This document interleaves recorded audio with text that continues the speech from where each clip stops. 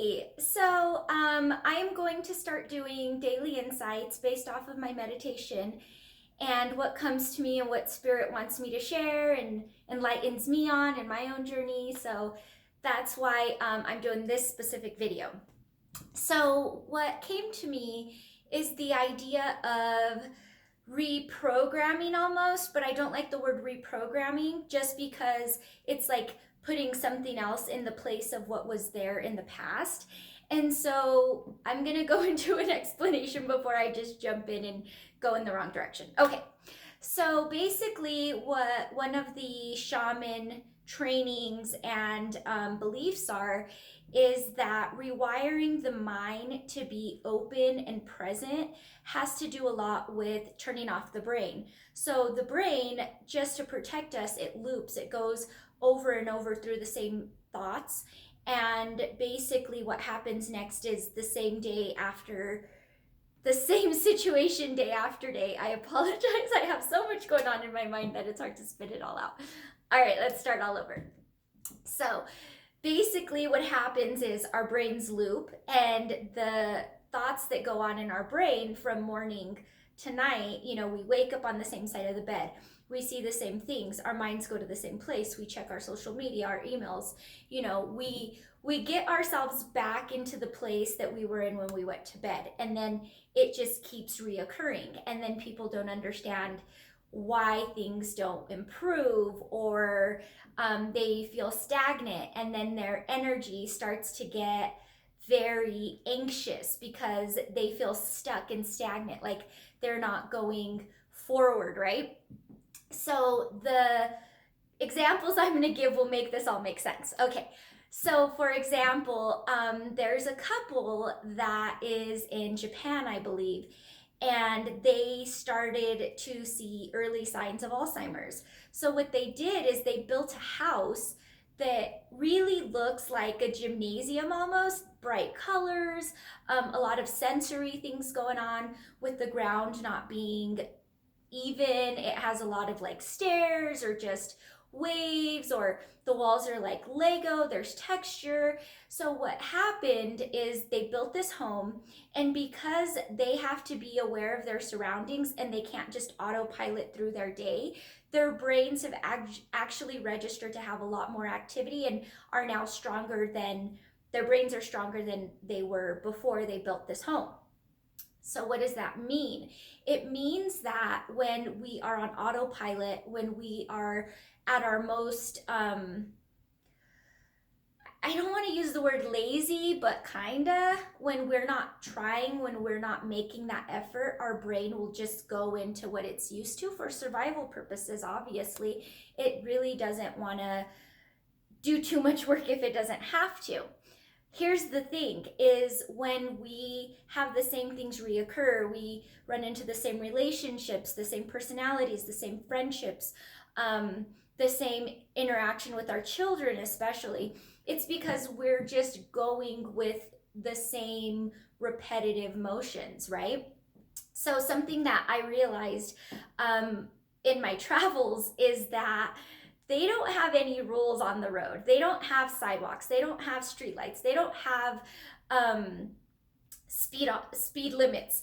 And so for me, it looked like a free-for-all, and it freaked me out because cars are going both directions and people are walking in the street because there's no sidewalk and there's no lights coming up, and there's no way to know if you're doing things correctly, if you need to do something differently to protect yourself. So you're aware of your surroundings, you're paying attention, and you're present.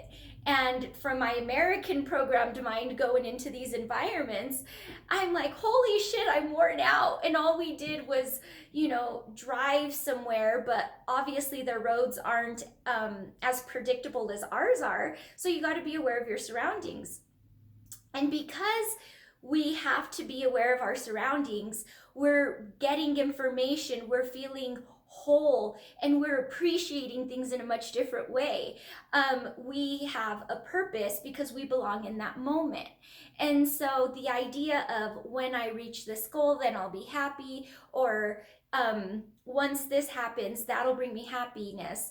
But the real truth is happiness is in this present moment, especially because tomorrow is not promised. So one of the big shaman trainings is walking backwards. I know it sounds crazy, but your mind is focusing, and so you're going backwards, and obviously I can see my reflection, but I'm also paying attention. I could feel like my back tensing up, just not knowing what's there. So pay attention to how you do things every day, and if you find yourself doing the repetitive motions, change it up. Sleep on a different side of the bed, move the bed, put something in your way so that you can have to go around it and open up your mind, because that's going to create those little breaks in that repetitive loop, which is usually negative, unfortunately. And it'll allow you to make a choice. How do I want to proceed? How do I want to move forward? What is going to be in my best interest, not just what I'm used to doing without thinking? Because again, you're just going to have the same outcomes over and over and over, right? So do your best to do it for your children also. Ask them questions, get their minds moving. When people say to me, oh, I'm going to travel when my kids grow up, no, that's the worst thing you can do. If their little brains are, again, just immersed in the same environment, they're not having to push or think as hard. And their brains are most fertile between birth and 5 years old. So that's when you really want to give them a lot of things that are like, wow, that's different. Wow, different toys, different rooms in the house, different environments. That way their brains are just focusing and absorbing all these different things so that they can appreciate it later in life, so that they can be not only okay with change, but adaptable. And that's true strength internally, right? Because so often, and I use this as an example because it's one of my pet peeves, is people focus more on the superficial, and they can have control over that. If I look this way, then I'll at least look like I'm content. But really, the internal work needs to be the focus, because when the internal work is done, that's when you're grounded, that's when you're stable, and that's when you can give that unconditional love to others and see them for who they are, which is what we all want when we're children, right? My favorite thing to remind myself is be what you needed when you were a child. What did you need when you were a kid?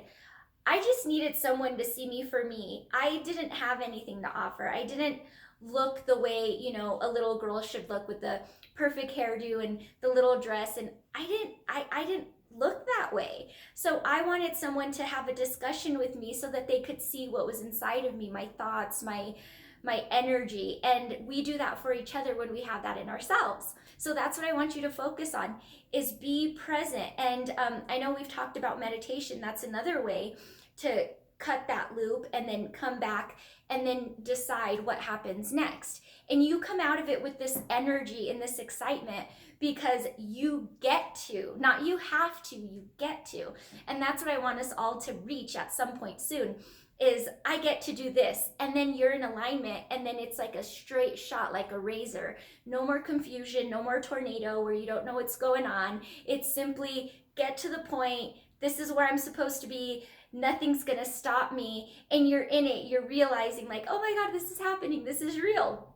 I've been posting some things, some images of things I've seen, and it's like, wow, I can't even believe I witnessed that.